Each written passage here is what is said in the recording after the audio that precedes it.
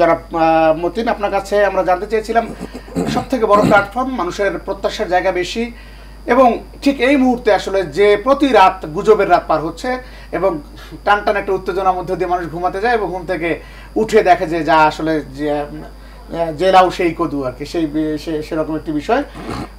সেই জায়গায় আসলে বিএনপির এখন কার্যক্রম এবং এইসব গুজব নিয়ে বিএনপির কোনো বক্তব্য আছে?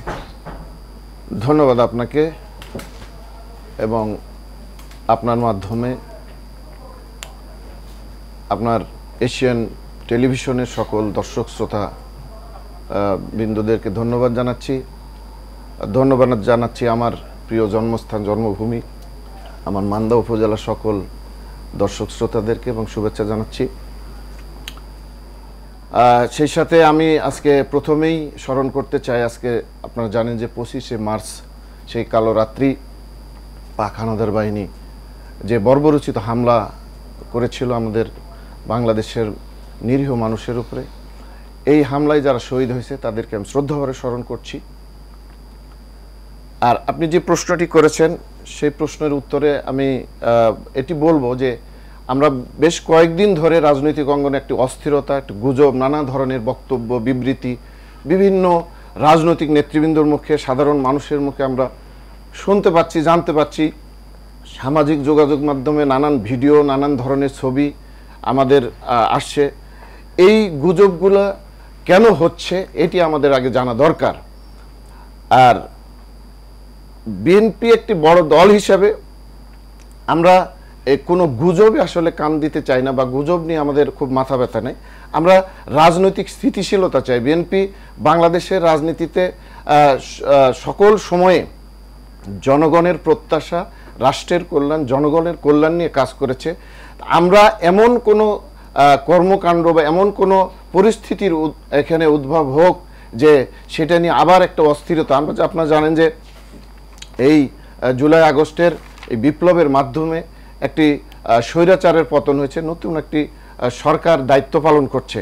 আমরা চাই আমাদের সেই কাঙ্ক্ষিত যে অবাধ, সুষ্ঠু এবং নিরপেক্ষ নির্বাচনের যে প্রত্যাশা বাংলাদেশের মানুষের দীর্ঘদিন ধরে পুঞ্জীভূত অবস্থায় আছে, সেই লক্ষ্যে আমরা পৌঁছাতে চাই। এখন প্রশ্ন হলো কারা গুজব ছড়াচ্ছে। আমি মনে করি বা আমাদের দল মনে করে, যারা এই গণধিকৃত বাংলাদেশের যেই দলটি ছিল সেই গণধিকৃত দল এবং তার দোসররা এই যে একটা দুর্বল অবস্থাকে কেন্দ্র করে, স্বাভাবিকভাবে আপনার যে একটা রাজনৈতিক দল যদি আপনার রাষ্ট্র ক্ষমতায় থাকে কিংবা রাষ্ট্র পরিচালনার দায়িত্ব থাকে, তখন অনেকগুলি বিষয় এখানে শক্ত এবং মজবুত হিসেবে হয় এবং আপনার বিভিন্ন অর্গানগুলি ভালোভাবে কাজ করে।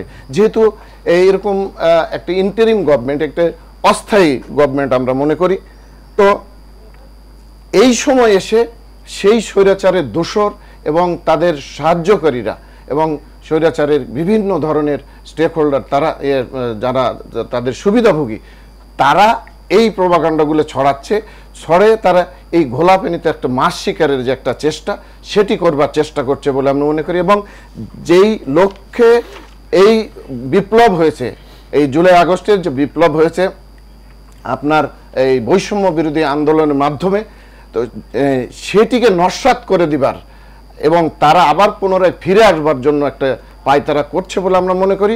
কিন্তু আমরা সজাগ রয়েছি। আমাদের দলীয় নেতাকর্মী, ইতিমধ্যে আপনারা জানেন যে আমাদের প্রিয় নেতা ভারপ্রাপ্ত চেয়ারম্যান জনাব তারেক রহমান আমাদেরকে নিয়ে বর্ধিত সভা করেছে। বাংলাদেশের সকল অঞ্চলের প্রতিনিধিরা এখানে এসেছিলেন। তাদেরকে একটি নির্দেশনা দিয়েছে, সেটি হলো যে ঐক্যবদ্ধ থাকতে হবে। ষড়যন্ত্র এখনো শেষ হয়নি। ষড়যন্ত্রকারীরা, তাদের হাতে অগাধ টাকা রয়েছে, তারা বিভিন্ন ধরনের এই ষড়যন্ত্র করতে পারে এবং আমাদের যেই লক্ষ্য বা উদ্দেশ্য সেখানে যেতে তারা সেখানে বাধাগ্রস্ত করতে পারে বা সেটি আমাদের নস্যাৎ হতে পারে। একটা বিষয়ের মধ্যে আপনাকে জানতে চাইবো, একদম ছোট্ট করে আপনারা বলছেন যে আসলে যারা অপরাধ করেনি আওয়ামী লীগের তারা রাজনীতিতে ফিরতে পারে, এবং একটি যদি ছোট্ট উদাহরণ একটু পেছনে যাই, যে আপনি দেখবেন যে গণভবন নামে একটি ভবন ছিল বাংলাদেশে, সেটিতে গণভবন কিন্তু একটা বাকশক্তিহীন একটা জড়বস্তু, তাকেও কিন্তু ভেঙে তছনছ করে দেওয়া হয়েছে শুধু ওইখানে বসবাস করে একজন স্বৈরশাসকের কারণেই। এই ক্ষোভে কিন্তু মানুষ সেই ভবনটি ধ্বংস করে দিয়েছে। কিন্তু এখন বলা হচ্ছে যে আওয়ামী লীগে যারা ভালো, আসলে আওয়ামী লীগে ভালো কারা আসলে একটু জানতে চাই। না, আসলে আওয়ামী লীগে ভালো কারা বা সেই জিনিসটা আমাদের দলের পক্ষ থেকে এটি বলা হয়েছে কিনা আমি জানি না।